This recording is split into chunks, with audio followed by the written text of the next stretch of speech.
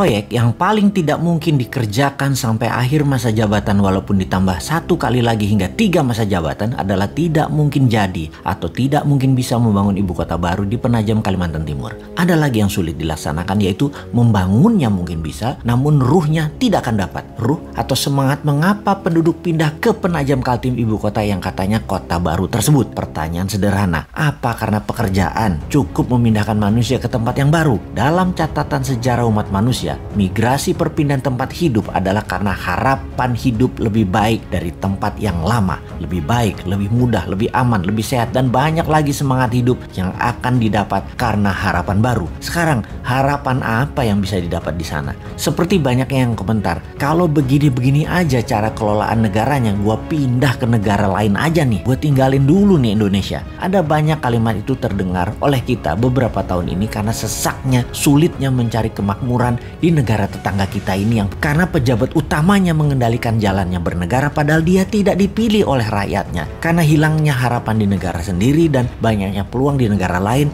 terutama karena lazy money. Itulah keinginan pindah ke tempat lain, menuju negara lain menjadi lebih banyak. Kemudian memindahkan orang sebanyak 5 juta ke ibu kota baru. Ini tidak mungkin cepat. Ini terjadi dalam kurun waktu yang lama. Paling cepat dalam 10 tahun. Itu pun harapan hidupnya harus menjanjikan 2 kali dari tempat tinggal yang lama dan dicapainya dengan waktu yang cepat. Kota ini bisa jadi kota mati, mangkrak. Membangun kota seperti real estate saja, Bintaro, BSD, Alam Sutra yang berdekatan dengan vibrantnya Jakarta memerlukan waktu lebih dari 15 tahun baru kerasa manfaatnya. Apalagi pusat pemerintahan, apalagi ibu kota. Asli nggak sederhana. Antar pulau lagi. Entah apa alasannya ngotot memindahkan ibu kota yang tidak punya sejarah nasionalnya, tidak ada sektor ekonominya, dan tidak ada sektor keamanannya sebagai wilayah terpenting, yaitu ibu kota. Pangkalan militer harusnya dibangun terlebih dahulu agar kalau ada serangan dari utara, dari Malaysia, Tiongkok, Filipina bisa diintercept oleh radar, peluru kendali,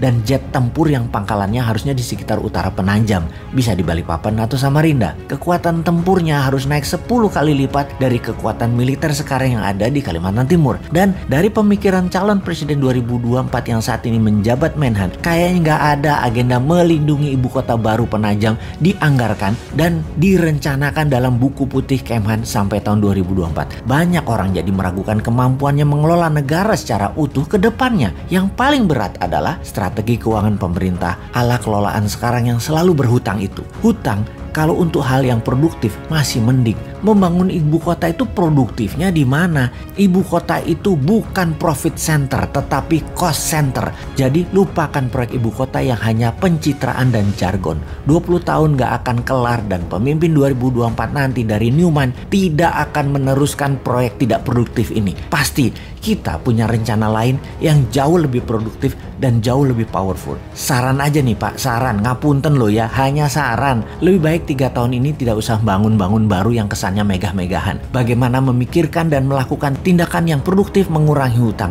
yang selama 5 tahun kemarin hampir ngutang terus sebanyak 5.000 triliun bisa lunas nanti di akhir masa jabatan. 3 tahun ke depan itu lunasi. Biar pemimpin ke depan ringan menjalankan strategi bernegara untuk Indonesia menjadi negara superpower tahun 2045. Jangan minta jabatan 3 kali deh solusinya.